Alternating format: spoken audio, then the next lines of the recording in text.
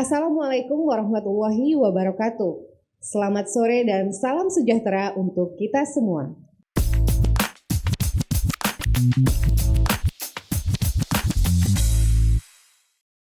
Selamat datang di podcast ATR BPN Kepri, ruang berbagi informasi, edukasi, dan inspirasi seputar pertanahan dan tata ruang. Jangan lupa untuk follow, like, komen, dan subscribe semua akun media sosial kami. Pada episode kali ini, kita akan membahas suatu hal yang sangat dekat dengan masyarakat, yaitu terkait sengketa pertanahan. Kita semua tahu bahwa persoalan tanah seringkali menjadi sumber konflik, baik antar individu, antar keluarga, antar masyarakat, dan bahkan antar badan hukum. Oleh karena itu, pemahaman mengenai penyebab sengketa, langkah penyelesaiannya, serta bagaimana upaya pencegahannya menjadi hal yang sangat penting untuk kita ketahui. Dan pada kesempatan kali ini, kita berkesempatan berdiskusi langsung bersama narasumber kita dari Kantor Pertanahan Kabupaten Bintan yang akan memberikan kita pemahaman lebih dalam terkait bahasan kita pada sore hari ini. Sudah hadir bersama kita Bapak Insinyur Suwandi Prasetyo STQRMP selaku Kepala Kantor Pertanahan Kabupaten Bintan. Selamat datang Bapak. Selamat sore. Terima kasih sudah meluangkan waktunya bersama kami pada hari ini. Apa kabar Bapak? Alhamdulillah baik. Alhamdulillah. Baiklah Bapak, sebagai pembuka pengantar podcast kita pada sore hari ini, sebenarnya apa sih Pak yang dimaksud dengan sengketa pertanahan itu sendiri Pak? Oke, ini sebelumnya saya ingin menyapa ke para pendengar atau penikmat dari podcast ini. Selamat sore, semoga podcast ini bisa berguna buat masyarakat semua.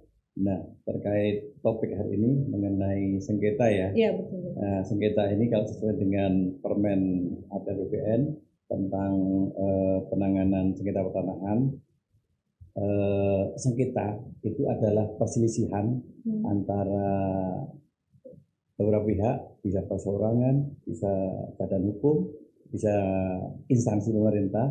Itu adalah jenis-jenis subjek dari bidang tanah.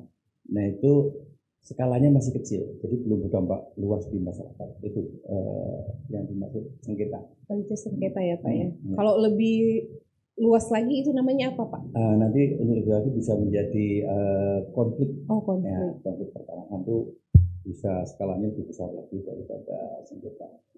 Oke. Di Kantor Pertanahan Kabupaten Bintan sendiri sengketa seperti apa sih Pak yang sering terjadi? Oke, kalau di Kantor Bintan sendiri ini memang kantor termasuk yang itu paling tua nih ya. Dulu menjadi Kantor Kabupaten Kepri, terus kemudian berkembang, pecah menjadi beberapa kantah dan kemudian menjadi kanwil berdiri sendiri, Kepri, sehingga banyak permasalahan warisan zaman dulu. Biasanya itu masalahnya itu ada di sengketa batas atau biasanya tumpang tindih. Itu yang pertama. Yang kedua itu terkait sengketa kepemilikan maupun penguasaan. Nah, yang lumayan banyak kasusnya itu nomor satu tadi itu yang sengketa batas kepemilikan itu di tahun ini aja udah ada 9 kasus. Nah, kalau yang tadi kepemilikan itu ada 6 kasus pertanahan. Cukup banyak juga ya Pak sengketa yang ada di Kantor Pertanahan Kabupaten Bintan ya Pak ya. Menurut pengalaman di lapangan, penyebab utamanya tadi itu adalah batas bidang atau sengketa kepemilikan ya Pak ya. Jadi apabila masyarakat mengalami permasalahan itu, apakah sengketa bidang atau sengketa pemilikan, langkah pertama apa sih Pak yang masyarakat harus lakukan untuk mengatasi hal tersebut Pak? Ya, misalnya seseorang yang memiliki tanah, kita pastikan dia itu punya alat buktinya, dia punya legal penguasaannya. Dalam hal ini idealnya adalah sudah berbentuk sertifikat. Namun demikian bisa juga terjadi yang belum sertifikat masih surat keterangan tanah. Kalau di Kepri kebanyakan SKT ya. Mungkin kalau di Jawa sana ada BIRE, ada letter C. Nah itu harus punya dasar dia bisa untuk nanti berperkara, ya tentunya harus ada mempunyai surat, mempunyai surat penguasaannya. Syukur-syukur sudah berbentuk sertifikat. Selanjutnya, dalam mengatasi hal ini, bagaimana peran Kantor Pertanahan Kabupaten Bintan dalam membantu masyarakat menyelesaikan sengketa-sengketa yang terjadi di masyarakat, Pak? Oke, jadi kembali ke nyambung yang peran sebelumnya ya. Tadi ini kan langkah peran masyarakat tadi ya, mungkin agak apa tadi belum selesai, tapi nggak apa, mungkin nyambung dengan pertanyaan yang kedua ini. Tadi setelah dia yakin sudah punya dasar penguasaan, dasar pemilikannya, sudah dibuat sertifikat. Nah setelah itu dia ternyata ada sengketa. Nah, dia kalau bisa diselesaikan dulu secara musyawarah, mungkin dengan di tingkat RT, tingkat RW, syukur bisa selesai di situ. Kalau nggak selesai bisa nanti ke tingkat di atasnya lagi, kelurahan, nanti bisa bisa dimediasikan dengan lurah. Misalnya sebelum ketemu juga di kantor pertanahan juga membuka jalur untuk penyelesaian sengketa, yaitu melalui jalur mediasi, di mana si pemilik atau yang para pihak itu melapor tertulis tersurat ke kantor pertanahan terkait kasusnya apa saja, terus kemudian minta mohon dimediasikan. Nah, syukur-syukur belum sampai di mediasi sudah ada titik temu jalan damai. Nah itu lebih bagus sehingga tidak harus sampai ke jalur di luar mediasi, yaitu harus melalui jalur pengadilan, yaitu apabila sampai mediasi ketiga tidak ada titik temu, tidak ada damai, yang otomatis di sini kalau kalian hanya memediasi netral sifatnya, tidak berpihak ke salah satu pihak, tidak, silahkan diselesaikan melalui jalur litigasi di pengadilan. Seperti itu. Oh, seperti itu ya Pak tahapannya. Jadi Pak, dari pengalaman Bapak di Kantor Pertanahan Kabupaten Bintan, sejauh apa proses mediasi efektif terjadi dalam pencarian win-win solution terkait sengketa pertanahan yang terjadi di masyarakat? Berapa efektif? Ini termasuk yang sangat efektif nih, saya pikir, karena memang banyak masalah-masalah yang tadi seperti ada 9 itu sebagian besar selesai di tahapan mediasi. Hanya sebagian kecil lah yang ternyata tidak ketemu, akhirnya berlanjut ke jalur litigasi. Nah itu pertama kalau jalur seperti mediasi itu jelas lebih murah, ya kan? Kalau pengadilan ada pengacara, ada banyak, terus waktunya lama. Iya betul. Waktunya lama, di situ nanti ada pertama, nanti ada banding, dan ada kasasi dan seterusnya, itu lama jalurnya dan tentu memakan biaya dan waktu dan tentu saja resource kasihan lah. Cuman kalau sama-sama damai legowo di jalur mediasi di kantor bisa ketemu damai, nanti kan ada berita acaranya, terus tindak lanjut dari perdamaian tersebut bisa lebih efektif. Lebih efektif ya Pak ya sejauh ini ya. Dari segi biaya, segi waktu. Dari 9 dan 6 sengketa dan perkara yang masuk di Kantor Pertanahan Kabupaten Bintan, persentase berhasil di mediasinya sampai saat sekarang ini berapa persen ya Pak? Jelas di atas 60%. Di atas 60% ya Pak ya. Nah, untuk pastinya kan memang ada beberapa kasus yang masih belum selesai, tapi dilihat dari perkembangannya di atas 60% sudah selesai di melalui mediasi ya Pak. Alhamdulillah. Baik Pak, sekarang kita berbicara terkait upaya pencegahan sengketa yang terjadi di masyarakat. Apa sih yang dapat kita lakukan sebagai masyarakat, yang menguasai tanah sebagai pemilik haknya, baik itu masih alas hak atau sertifikat seperti yang Pak jelaskan tadi, bagaimana caranya agar kita terhindar dari sengketa pertanahan itu sendiri Pak? Oke, ini mungkin menghimbau kepada masyarakat juga supaya tanahnya aman. Tentu saja pertama segera sertifikatkan tanah Anda. Ya. Kalau megang LSH, SKP segera diurus.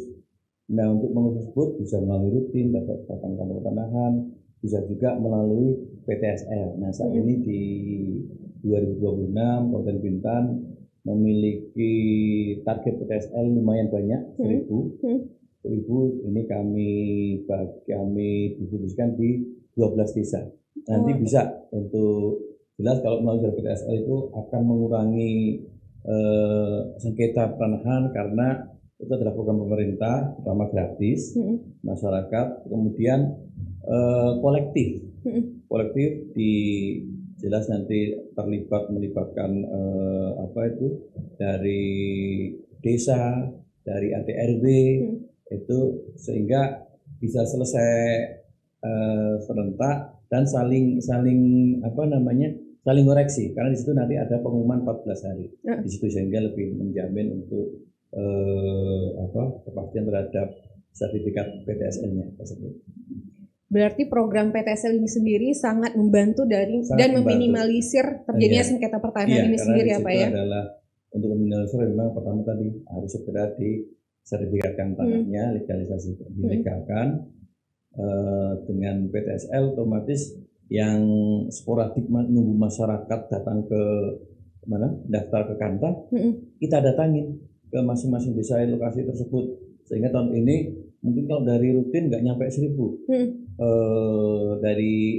dari masyarakat menunggu ke satu masyarakat datang ke Kanta nggak bakalan nyampe 1.000 di Bintan. Nah, begitu ada program PTSL masih 1.000 kita kejar, kita libatkan desa semua itu ya. Terus kedua selain tadi segera disertifikatkan, yang kedua adalah jaga tanah Anda. Tanah masing-masing harus dijaga. Kalau nggak dijaga, cuma punya surat ditinggal, lama-lama ada yang menguasai karena tanahnya tidak dijaga, tidak digarap. Nah, dijaga dalam hal ini misalnya harus dipagar. Nggak harus pagar tembok, bisa pagar hidup, tapi terus kemudian juga jangan dibiarkan tanahnya terbengkalai, itu cuma keluar kemana-mana. Itu mengundang ada orang pendatang lalu ada tanah kosong, kuasai tadi ya. Mungkin pertama-tama membuat bangunan tidak permanen, kok masih nggak ada yang komplain. Ya sudah, jadi lama-lama permanen bertahun-tahun dia merasa. Jadi walaupun mungkin dia nggak punya surat, tapi dia menguasai secara fisik, itu bisa juga menjadi alasan untuk dia berperkara seperti itu. Berarti paling penting daftarkan haknya, jaga tanda batasnya, dimanfaatkan ya Pak ya, sehingga menghindari terjadinya sengketa pertanahan, baik itu tumpang tindih maupun penguasaan oleh orang lain gitu ya Pak ya. Terakhir Pak, apa harapan Bapak ke depannya terhadap kantor pertanahan Kabupaten Bintan? Tadi Bapak bilang bahwasanya kantor pertanahan Kabupaten Bintan mempunyai sengketa lumayan banyak di antara kata-kata lain yang ada di Kepulauan Riau. Jadi harapan Bapak apa ke depannya untuk menekan sengketa pertanahan yang terjadi di kantor di Kabupaten Bintan khususnya? Terima kasih. Ini adalah harapan bersama sehingga ini tidak hanya melibatkan eksternal masyarakat, juga internal di kami harus ada beberapa perbaikan. Pertama, kami sedang memperbaiki peta di mana data lengkap atau data lengkap itu adalah supaya lebih kita menjamin dalam menerbitkan sertifikat baru tidak tumpang tindih dengan sertifikat yang lama. Di Bintan kan masih ada namanya buku tanah KW 456, yaitu KW 456 itu adalah buku tanah sertifikat yang belum landing, belum terpetakan. Itu walaupun jumlahnya sudah makin sedikit, kurang dari 5%, tapi itu menjadi ranjut. Nah, ini kami masih semaksimal mungkin untuk menekan sampai benar-benar zero untuk KW 456-nya. Itu pertama. Tentu saja usaha ini tidak bisa kami lakukan sendiri.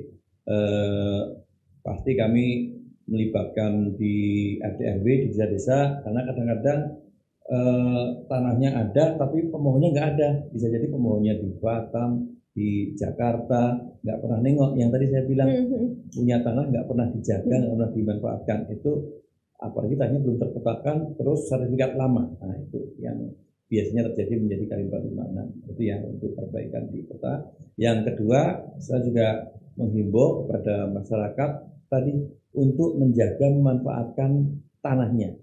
Terus kita kan sudah sertifikat elektronik nih ya.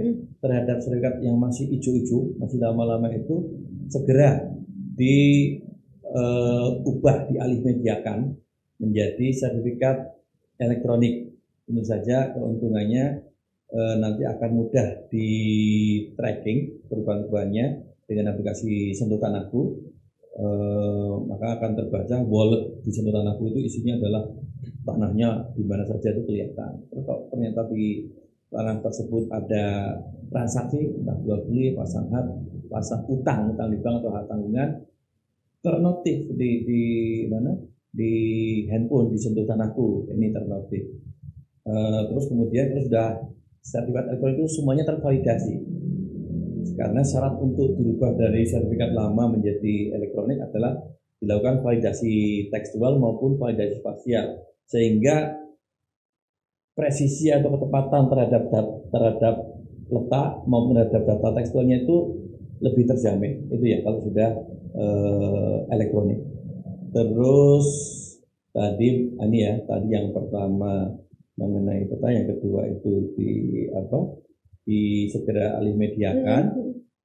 Nah, satu lagi ini tadi belum, yang kalau bisa dijaga, dimanfaatkan, di tembok. Mungkin 3 itu yang poin-poin utama supaya terhindar dari kalau bisa disimpan itunya, punya elektroniknya itu punya di foto, di apa, sehingga kalau nanti sertifikat hilang atau apa itu punya salinannya.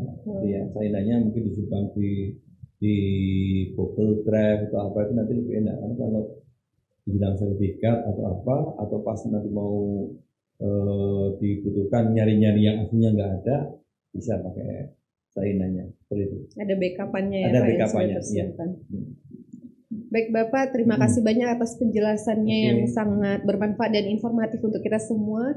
Pada sore hari ini kita memahami bahwasanya pentingnya legalitas kepemilikan atas tanah, mendaftarkan tanah secara tertib administrasi, memanfaatkan lahan dan menjaga patok tanah ya Pak ya.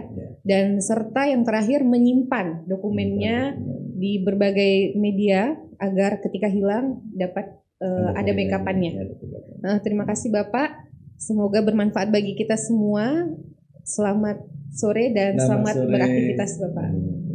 Demikianlah podcast ATR BPN Kepri pada hari ini. Semoga bermanfaat bagi kita semua dan sampai jumpa di podcast ATR BPN Kepri selanjutnya.